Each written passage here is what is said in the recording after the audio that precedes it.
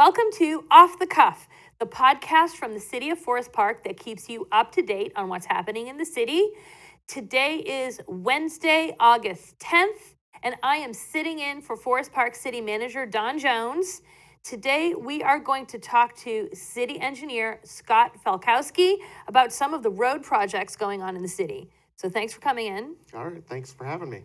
And I know that we have multiple projects to talk about. So let's start with the first one. This affects everybody driving around the city, but also there's some projects in here that we're excited to see happening. So I can't wait to find out.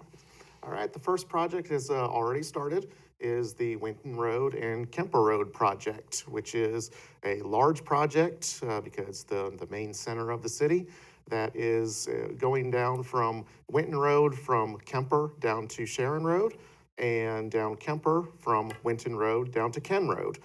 So this is a full repaving project, replacing some of the curbs, sidewalks, drainage structures, those kinds of things.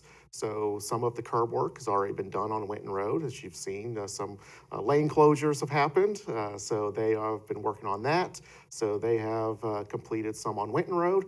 Next, they're going to be going to Kemper Road. So Kemper Road is a little bit smaller road, so it'll be a little more of a disruption. So you'll see some signs coming up showing that it's coming, and some of the survey work has begun to see more flags in the area as well. So they will finish up some of that curb work, which is also entails setting up a new, what's called a flush curb. So the drainage will still go down into the drainage ditches, but now there's a more defined edge. You have the parking lane over on Winton Road. So that will help people know where to park, keep them out of the driving path, and also keep people from parking in the grass as well. Excellent. That area is kind of a gateway into where people notice they're in Forest Park. Yes.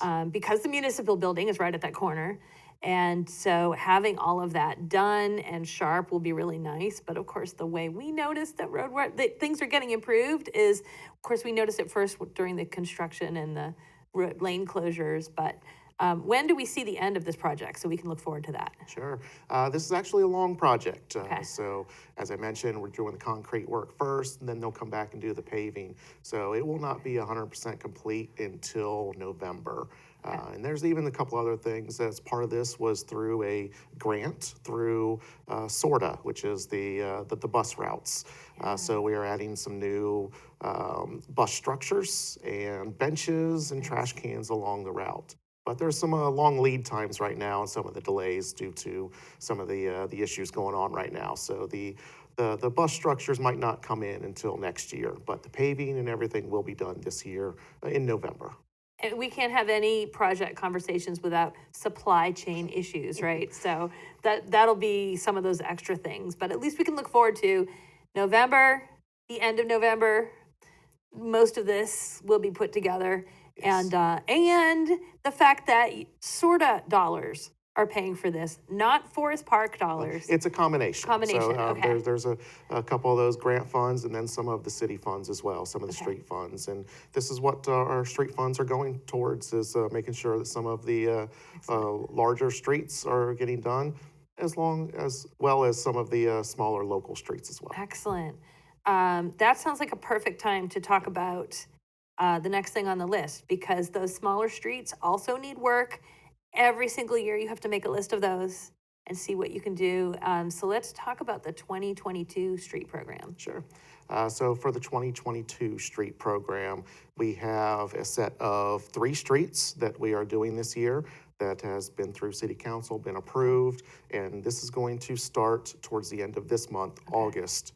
Is going to be the start time, and about a month's worth of work that gets done. Okay. That the streets themselves are Harkin Drive, east and west, Bessinger Drive from McKelvey north to the cul-de-sac, and then Waycross Road from Bruner south to its end at the cul-de-sac.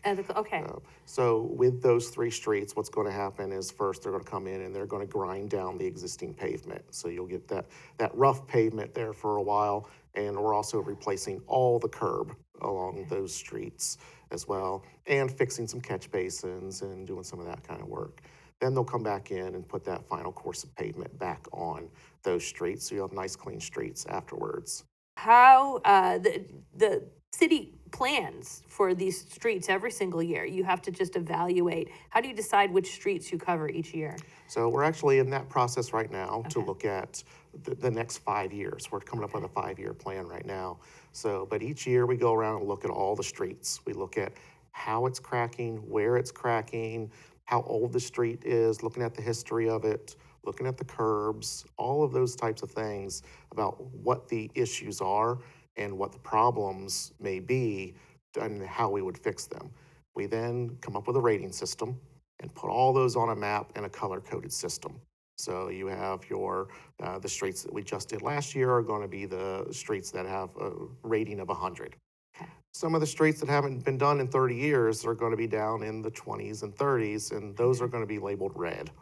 So all the streets we're doing this year were red streets, so that they needed the most work. So we look for where the most work needs to be done and also try to group those together to try to make sure that we're hitting a couple streets at a time, kind of in the same area. So with that, we'll look at what we can do next year, and it's also about the cost. Asphalt prices have gone way up.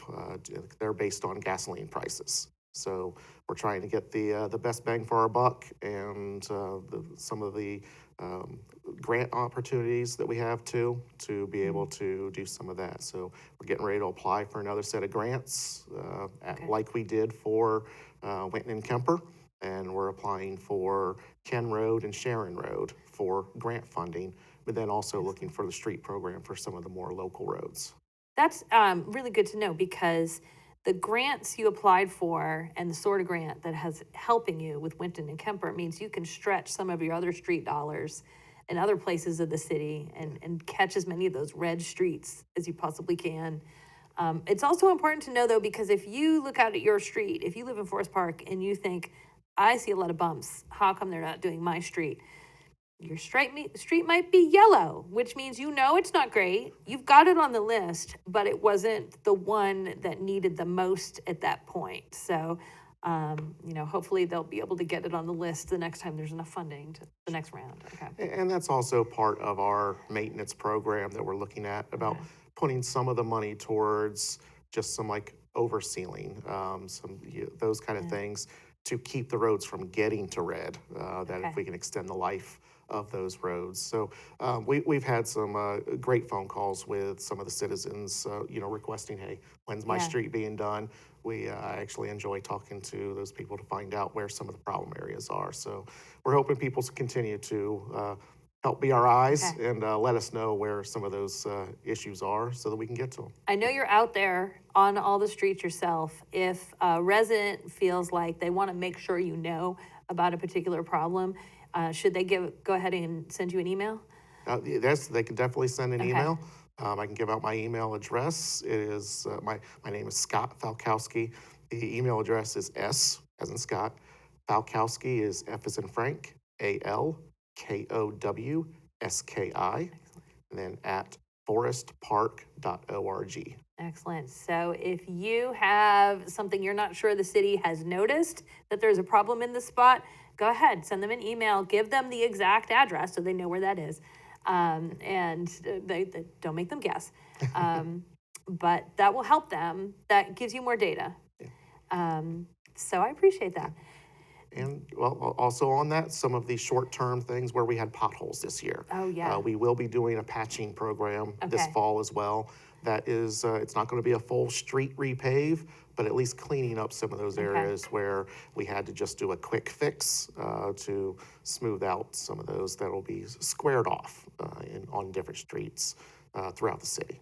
So we have covered that. You should, while you're commuting around Forest Park, for the next few months, keep an eye on that corner of Winton and Kemper. There's the main streets and the street programs, but you'll have also people out doing the patching. So those will be some places to give yourself some more time if you have to drive around those corners. And there's one more spot that I want to make sure we talk about because I drive through it all the time. And you've got some work going on Mill Road. Can you tell us what's going on there? Yes, on Mill Road right now, MSD, the sewer district, Okay. is doing a project where they are running a new sewer line from the residential neighborhoods to the east of Mill Road, connecting to their existing main line.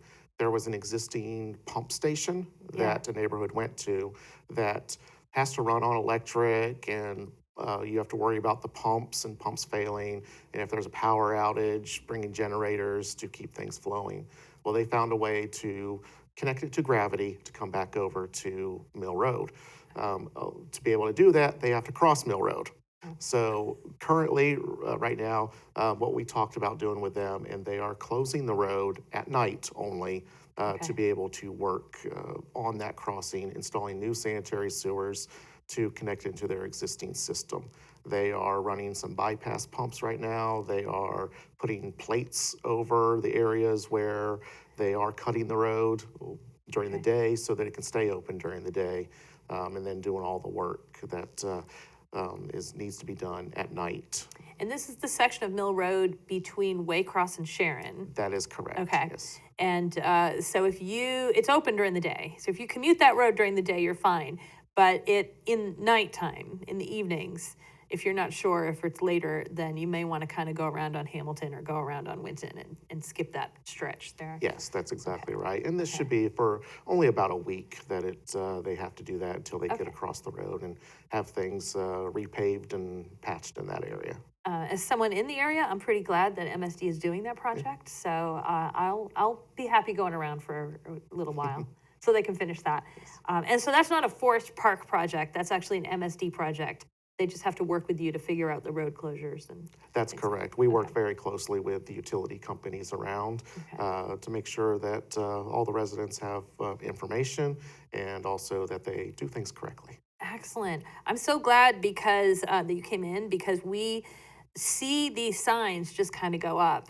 And to a certain degree, you think, I know it's just the state flower in Ohio, um, but if you live in the area, you kind of want to know what's happening in those spaces and will these projects end and what will we get out of it when it ends? We're going to get a nicer street. We're going to get sewers that run better. We're going to get drainage that works better. We're going to get a nicer looking entrance to Forest Park in some of the corners. So this is really good to know about, not just where should we drive traffic wise, but what are we going to get out of this? Right, right. Is there anything else you think the residents should know, projects that are coming or things that you're working on? The only thing is there's another utility, Duke Energy, that is working throughout the city. They are doing projects replacing some of the gas service lines, and they're going to be on pretty much every street. So we ask people to be patient with them doing their work, that when they dig the holes and when they do some of those replacements, it's usually a couple weeks to a month before they can come back and do the full restoration and get grass growing back in the yards and everything. So it's a little disruption for everybody as they're improving the system. But within a couple weeks, everything will be back to normal. Well, I appreciate you making sure we all know this. If you are in Forest Park and you are just watching this program, make sure you share this with all your neighbors because they're going to drive around and see this stuff happening and wonder what's going on. And especially with Duke, sometimes you wonder what's going on. Are they supposed to be here? Should I check with someone? So yes, these are projects. MSD is on Mill. Duke is all over the city right now. There are street programs happening. There's patching happening kind of all over the place. So Yes. just be aware of that stuff coming on. Thank you so much for coming in. All right. Thank you for having me. And I look forward to following up on all these when they're done. I'm going to have to go out there and check them out and get the next update on things. All right. Sounds good.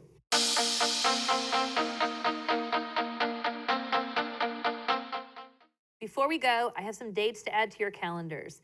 Make sure you mark these dates down for free things to do as summer wraps up and fall begins. We Thrive has posted 2 days to help you get connected to health insurance help. The Get Covered Ohio initiative and the Free Store Food Bank are holding events to provide assistance with both Medicaid and marketplace insurance applications. They will have a trained ACA navigator available at the Forest Park Library on Monday, August 15th from 11 a.m. to 2 p.m. and Thursday, August 18th from 11 a.m. to 2 p.m. We Thrive also has free cooking classes. This is their second round of this. This is a partnership with the Ohio State University Extension. And these cooking classes will run from August 30th through October 25th. They're on Tuesdays, 6 p.m. to 7:30 p.m. They take place at the Forest Park Fire Department. And when you take these classes, you can cook new recipes, you'll try new foods, you'll learn some new skills. And even if you just want to take them to help you with healthy cooking or to motivate you to get into cooking more meals as we go into the fall, make sure if you're interested that you register for these. There's only so many spaces. So you can send an email to Kim Chelf if you're interested in registering. And I hope you check that out. We Thrive is also sponsoring their second round of Stepping On classes this fall. Those go from September 13th to October 25th. They're on Tuesday mornings from 10 a.m. to 12 p.m. These classes help reduce your risk of falling. So call Kim Chelf if you'd like to know more about that or if you want to register. That's 513 595 5272. Another project coming to Forest Park is a self-select pantry. That is on Friday, August 26th. That's going to be at 10 a.m. And this one's going to be at Quinn Chapel. That's on 10998 Southland Road. If you have a bag for your items, bring it with you. They'd like you to bring a bag if you have one. They are partnering with Food for the Soul, Quinn Chapel. They're working together on this. So if you would like to take advantage of that self-select pantry, mark your calendar for Friday, August 26th.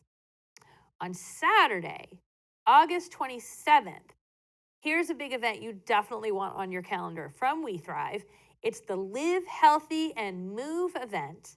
We Thrive is partnering with the Life Center.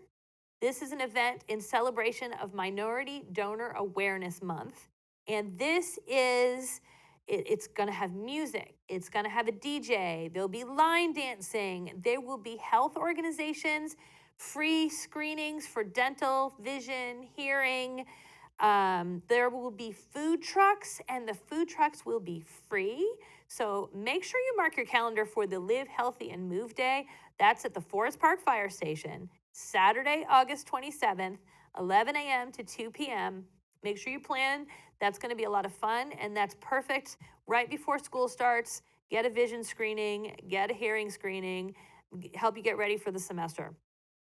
Now, all of these events that I just mentioned, you will find them on the We Thrive Forest Park page.